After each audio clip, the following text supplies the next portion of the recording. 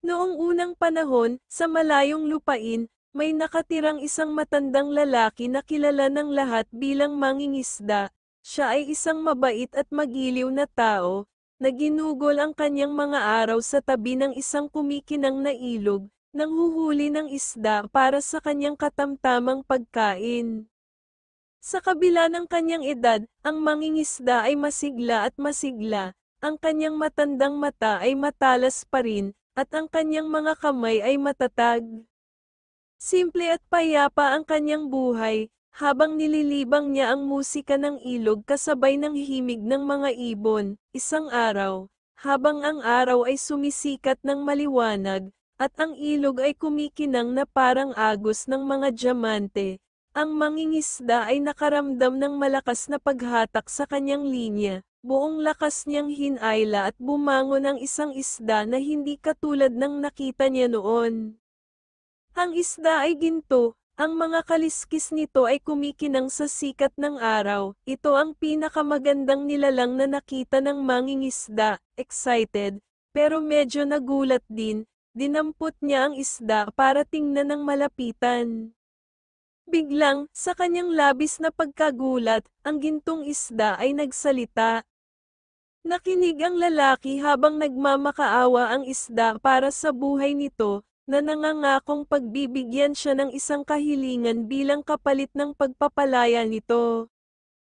Ang mangingisda, bilang isang mabait na kaluluwa, ay sumang-ayon at pinalaya ang isda. Ang gintong isda, tapat sa salita nito, ay nagtanong sa mangingisda para sa kanyang nais. Ngunit ang hamak na mangingisda, na kontento sa kanyang simpleng buhay, ay naghangad ng wala. Nagulat, ang isda ay nagpumilit na gumawa siya ng isang kahilingan, dahil ito ay isang pambihirang pagkakataon. Nang makita ang pagpupersage ng isda, sinabi ng mangingisda, "Well, I always wish for a good day of fishing and the sun shining brightly. So, I guess that's my wish, my friend." Tumango ang golden fish, at pagkatapos ay lumangoy palayo.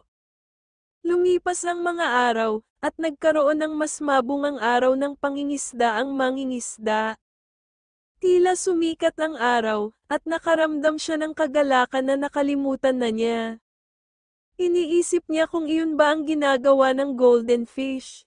Isang araw, habang nasa ilog muli ang mangingisda, nakita niya ang gintong isda na lumundag sa tubig.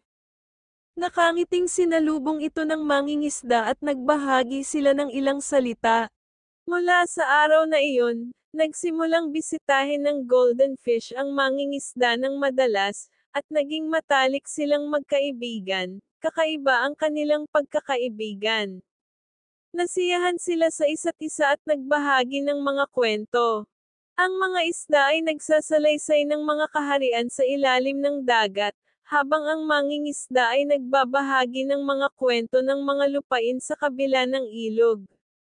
Nakakita sila ng kagalakan sa hindi nila malamang pagsasama. Sa paglipas ng mga taon, nagsimulang magpakita ang edad ng mangingisda. Ang kanyang mga kamay ay hindi ganoon katatag at ang kanyang mga mata ay hindi kasing talas, ngunit ang kanyang espiritu ay nanatiling walang bahid.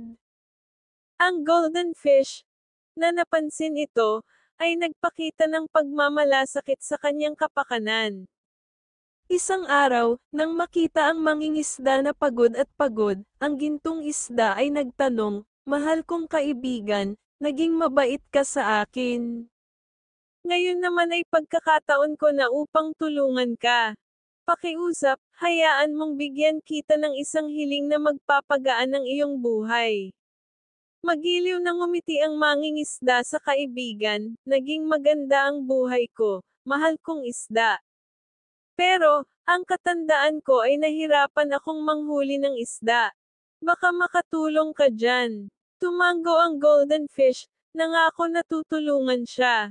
Mula sa susunod na araw, ang pang-araw-araw na huli ng mangingisda ay tumaas ng husto. Kahit na sa mga araw na nahihirapan siyang mangisda, uuwi siya na may dalang basket, salamat sa kanyang kumikinang na kaibigan. Ito ay hindi lamang nagpadali sa buhay ng mangingisda kundi nagdulot din sa kanya ng malaking paggalang sa mga kababayan. Namangha sila sa mga biyayang natatanggap niya, lahat ay salamat sa gintong isda. Ang mangingisda at ang gintong isda ay nanatiling hindi mapaghihiwalay na magkaibigan hanggang sa katapusan ng kanilang mga araw. Inihalimbawa nila ang diwa ng tunay na pagkakaibigan, pagtulong sa isa't isa ng walang pag-iimbot, at nagdulot ng kagalakan sa buhay ng bawat isa. Ang mahiwagang kwentong ito ng matandang mangingisda at ng gintong isda ay kumalat sa buong lupain. Ito ay isang kwento ng pagkakaibigan, kabaitan, at ang mga simpleng kagalakan ng buhay. Isang kwento na ikinwento at muling ikinwento sa mga susunod na henerasyon. Sa pamamagitan ng kwentong ito, natutunan ng mga tao ang halaga ng kabaitan, ang kahalagahan ng pagkakaibigan, at ang kagalakan ng pamumuhay ng isang simpleng buhay. Ang golden fish at ang kwento ng mangingisda ay nananatiling nakaukit sa puso ng marami, na nagpapaalala sa kanila ng kagandahan ng dalisay at di makasariling pag-ibig. Kaya, sa tuwing makikita mo ang isang malungkot na matandang lalaki sa tabi ng ilog, nangingisda ng may pag-asa at katahimikan, alalahanin ang matandang mangingisda at ang kanyang gintong isda. Pagkatapos ng lahat, ang mahika ay maaaring mangyari sa mga hindi inaasahang lugar, at ang pagkakaibigan ay maaaring mabuo sa mga hindi malamang na sitwasyon. Kapag nagnanais ka sa isang bituin, alalahanin ang mangingisda na walang hinihiling kundi isang magandang araw at isang maaraw na kalangitan. Tulad niya, laging makontento sa kung ano ang mayroon ka at huwag mawala ang saya sa mga simpleng kasiyahan sa buhay. At higit sa lahat, kung sakaling makatagpo ka ng gintong isda o anumang nilalang na nangangailangan, tandaan na tumulong. Sapagkat ang kabaitan ay isang birtud na lumalampas sa lahat ng mga hangganan, at ito ay nagbabalik sa iyo, sari-sari. Ang kwento ng mangingisda ay isang patunay ng kagandahan ng isang simpleng buhay, ang saya ng pagsasama, at ang mahika ng mga mabubuting gawa. Hayaang magsilbing bika ng kwentong ito, nagagabay sa iyo na mamuhay ng puno ng habag at pagiging simple, at kung sakaling makahuli ka ng isda, gintuman o iba pa, tandaan na pakawalan ito.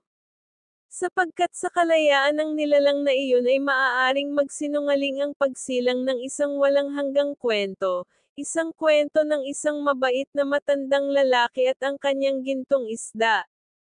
Bagamat ang buhay ay maaaring hindi palaging magbibigay sa iyo ng isang gintong isda na nagbibigay ng mga kahilingan, tiyak na magbibigay ito sa iyo ng hindi mabilang na mga sandali upang magpakita ng kabaitan at gumawa ng pagbabago. Tulad ng mangingisda, naway lagi kang pumili ng kabaitan at makatagpo ng kagalakan sa mga pinakasimpleng bagay. Ang kwento ng mangingisda at ng gintong isda ay isang pangmatagalang paalala ng mga pagpapahalagang ito. Ang kwento, bagamat itinakda sa malayong lupain at malayong panahon, ay totoo hanggang ngayon. Tandaan, naghihintay ang magic sa mga gawa ng kabutihan at string ng mga simpleng kagalakan.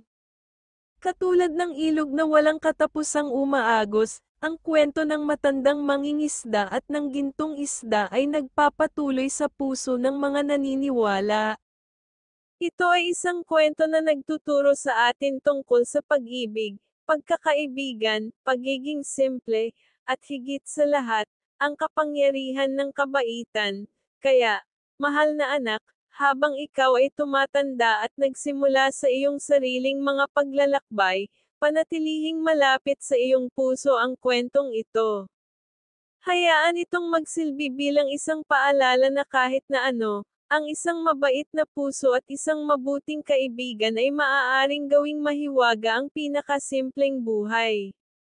Hayaang magbigay ng inspirasyon sa iyo ang kwento ng mangingisda at ng gintong isda. Naway magdulot ito ng hilig sa pagpapahalaga sa mga simpleng kagalakan sa buhay, pag-aalaga ng pagkakaibigan, pagpapalawak ng kabaitan, at pagpapahalaga sa kagandahan ng kalikasan. Ang kwentong ito ay isa sa mahika at pagkakaibigan na lumalampas sa mga hangganan ng natural na mundo. Ito ay isang patunay ng kapangyarihan ng habag at kabaitan.